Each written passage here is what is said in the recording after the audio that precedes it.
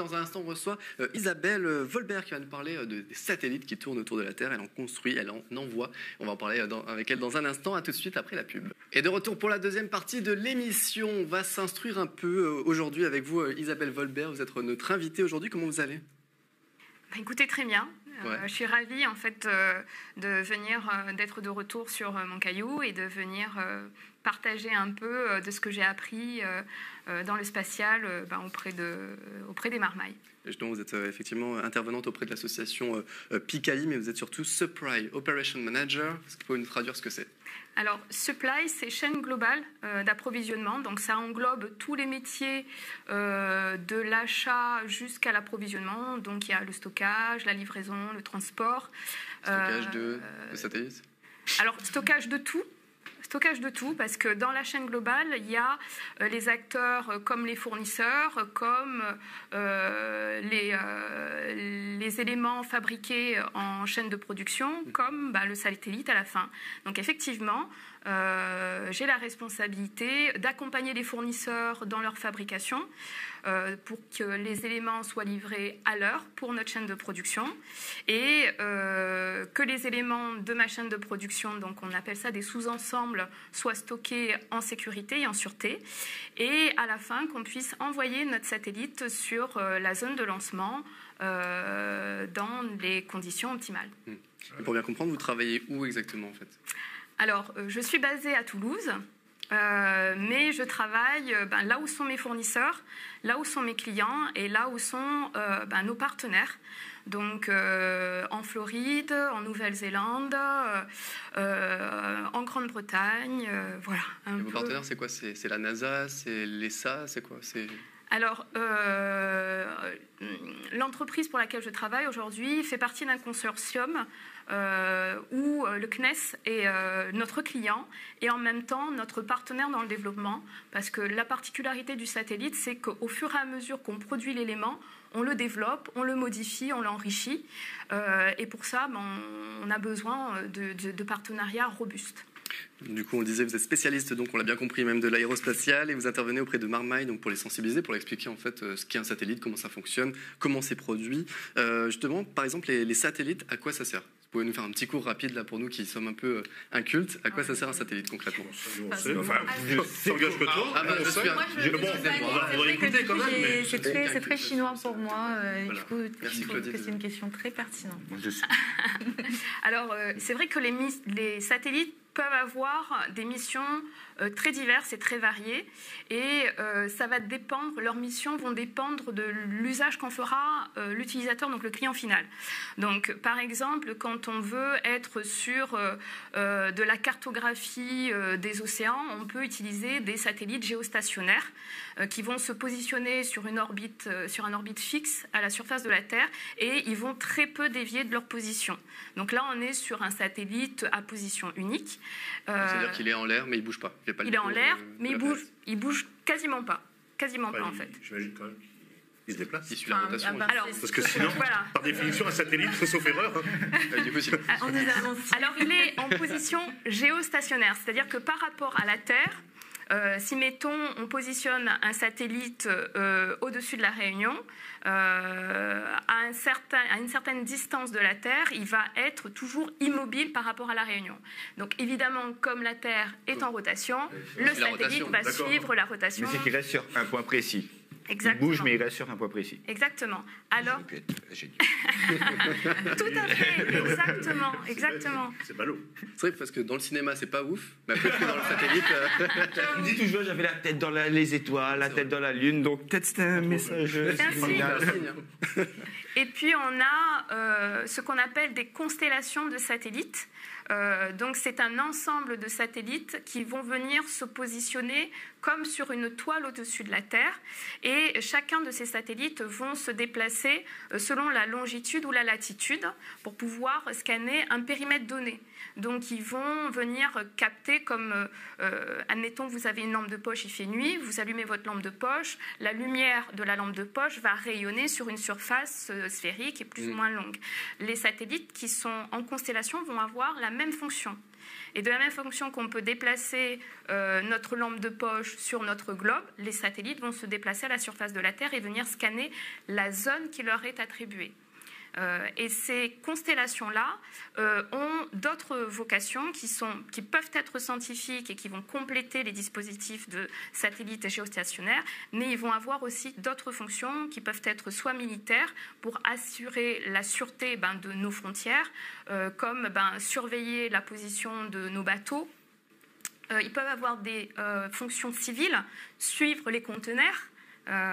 Donc ça a des fonctions logistiques et des fonctions environnementales. Aujourd'hui, la vulgarisation des satellites en constellation permet aux associations du type Tara Océan, par exemple, de suivre la pollution par le plastique des océans. Ça ne peut pas avoir une fonction militaire.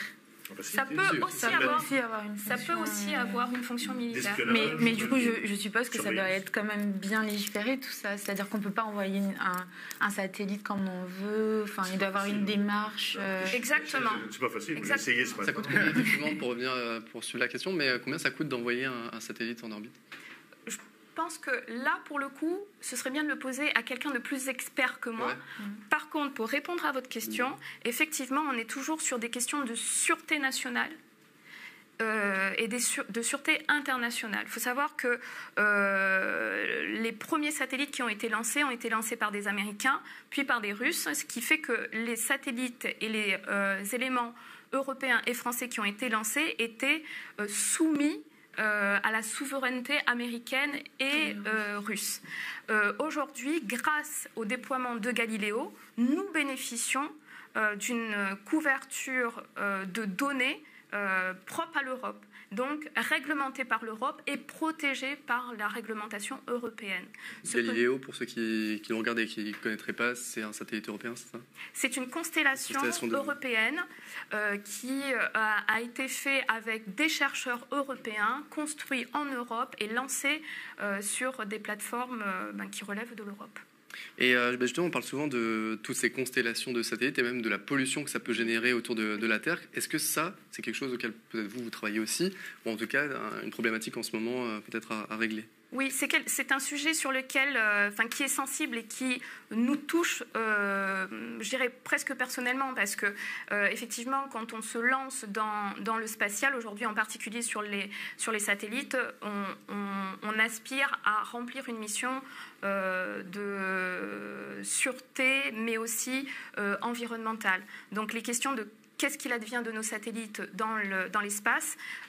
Aujourd'hui, en fait, on développe des satellites pour lesquels on va pouvoir faire des descentes de satellites quand ils sont en fin de mission, pour soit, en fait, par gravité les dégrader, soit venir récupérer les éléments. Parce qu'aussi, des satellites, ça coûte cher, les matériaux qu'on y met dedans. Oui, c'est plus ça.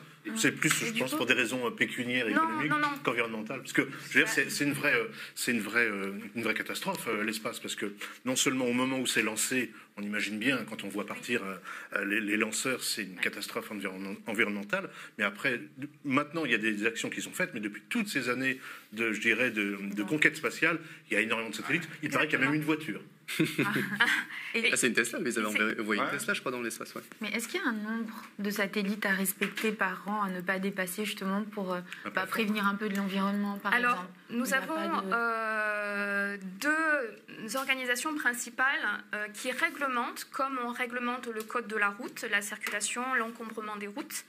On a l'ESA, European Space Agency, qui réglemente l'utilisation de l'espace au niveau européen, et la NASA au niveau international. Voilà.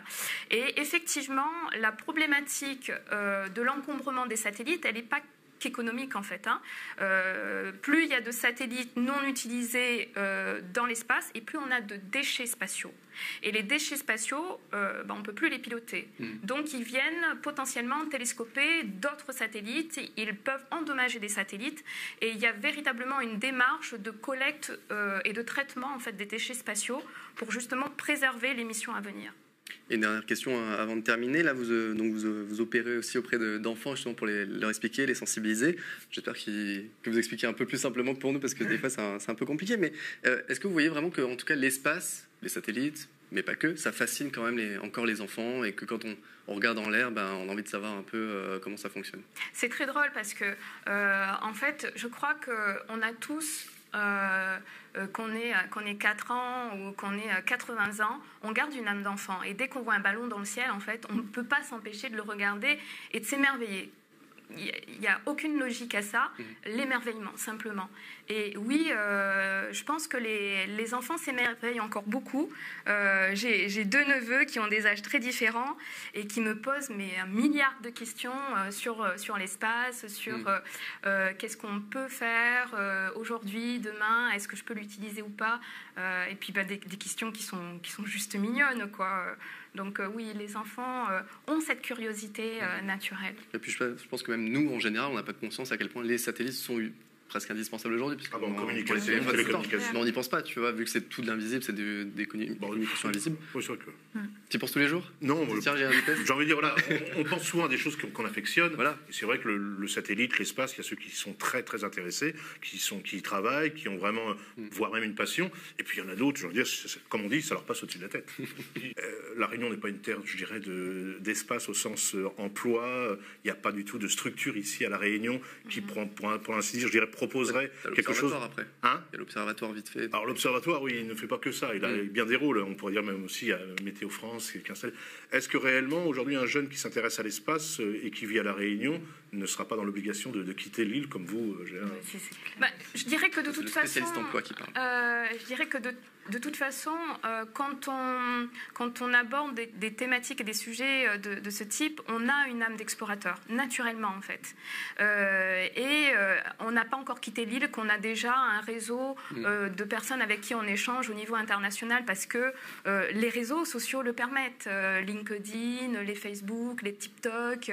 Et ces technologies ont amené une rupture dans la façon de communiquer et d'accéder à l'information. Donc naturellement, en fait, on est quelque part sur des sujets comme cela, et même sur le spatial, je dirais même en géologie, en biologie, en chimie. Je veux dire, la Réunion, elle est riche de sa nature profonde. Donc ça, c'est juste dans sa biodiversité. Et d'un point de vue astronomique, on a un ciel parfait pour observer. On a un ciel parfait.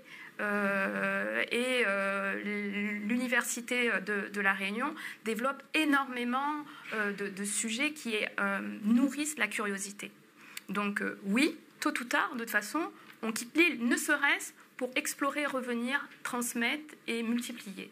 On espère que vous allez revenir un jour nous expliquer encore un peu plus sur les satellites. C'était intéressant, passionnant. Merci beaucoup Isabelle d'être venue sur notre plateau.